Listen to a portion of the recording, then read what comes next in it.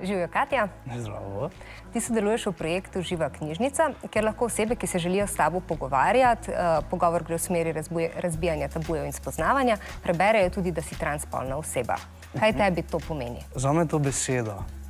To je pač nekaj, s čim se, kar opisuje nek del mene, ni pa nekaj, kar me definira, 100% ne.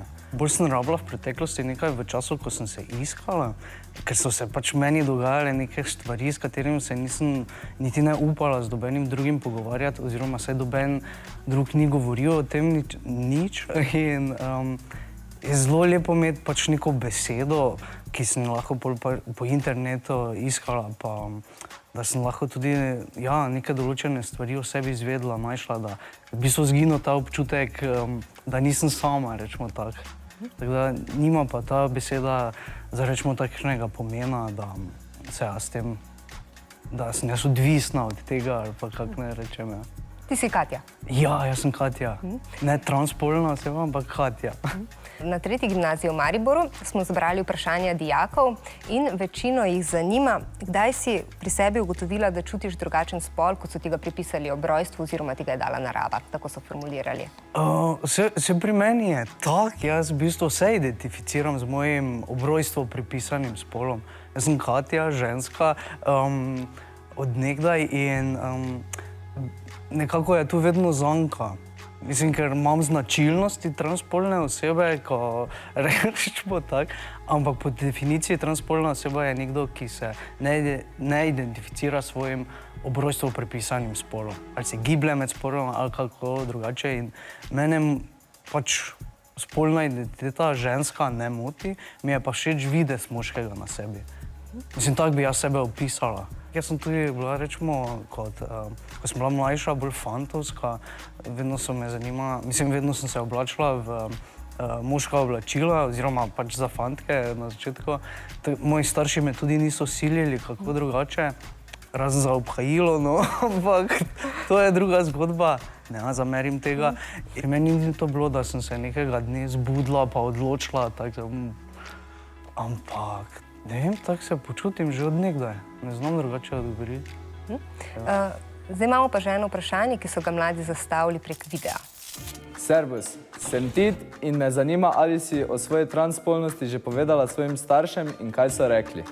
Pri nam v družini nikoli ni bila tema transspolnost. Jaz sem v bistvu skrivala. Pri meni je tudi tako, da mene privlačijo punce in meni je to bila, kako ne rečem, tega jaz nisem upala staršem povedati. In verjela sem tudi, da moji starši tega ne bojo sprejeli. Se je pa pol izkazalo čisto obratno. Ampak zdaj tema transspolnost pa nikoli ni bila. Mislim, starša sta me spremljala, enostavno kako sem, kako se počutim udobno in nekako se je to pač razvilo. In ona dva sta takoj tudi sprejela, delam jaz pač stvari, tako kot meni paše, tako kot je meni udobno. In sta takoj tudi razumela, da je ravno to zame dobro. Pač rečemo, ta videz moškega na sebi mi je šlo tako daleč, da sem si tudi operativno odstranila prsa in pa zdaj sem približno 1 leto, pa skoraj 3 mesece na hormonih s testosteronom. Mladi so postavili vprašanje, kaj je bil odločilen razlog za to? Ja, tako sem se počutila, da si to želim. Predvsem to, saj ni druga. Ni me noben silil v to. Mislim, sigurno, da ne. In jaz sem si zelo dala, tudi pred vsako zadevo, sem si vzela čas, da sem o tem razmislila, če je to, kar si jaz res želim. In priznam, sem tudi imela dvome, mi je šlo po glavi, kaj pa če, da ugotovim, ne vem, ali pa mi bo žal, ali pa kaj podobnega. In zaenkrat mi ni, nič. Če pa mi kdaj bo, pa se vsekakor zavedam, da je bila moja odločitev.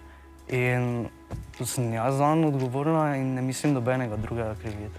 Zdaj pa je že čas za drugo vprašanje, ki je posredovano prek videa. Zdravo, sem Sara. Zanima me, kako si svojemu partnerju oziroma partnerki razkrila o svoji transspolnosti in kako so se oni na to odzvali. Nikoli se nisem rabila, ker takrat, ko sem jaz pač prišla v mojo prvo vezo, je že vse vedela o meni. Tako da ni bilo nobene katastrofe. Kaj je tvoj največji cilj? Ne vem, da pač živim srečno. To. Ne vem še točno s čim, pa kak, pa na kakšen način, ampak v bistvu se že tukaj že živim srečno, no saj do zdaj nimam nobenih ovir in lahko preizkušam vse, kar si želim in ja. In s tem smo odgovorili, v bistvu si odgovorila še na zadnje vprašanje mladih, ali si srečna, tako da Katja. Ja, mislim, sigurno ni tako, da mi vsak dan sonce zriti sije, kako bi temu rekli. So dnevi, ko sem žalostna, sigurno, ampak si jemljem, dobesedno sem si vzela to pravico, da živim tako, kot se jaz počutim udobno in to je nekaj najbolj važnega. Najlepša hvala. Prosim. Če vam je bilo všeč, itak da vam je bilo, potem lajkite, pa šerajte, ker če deliš, dobiš.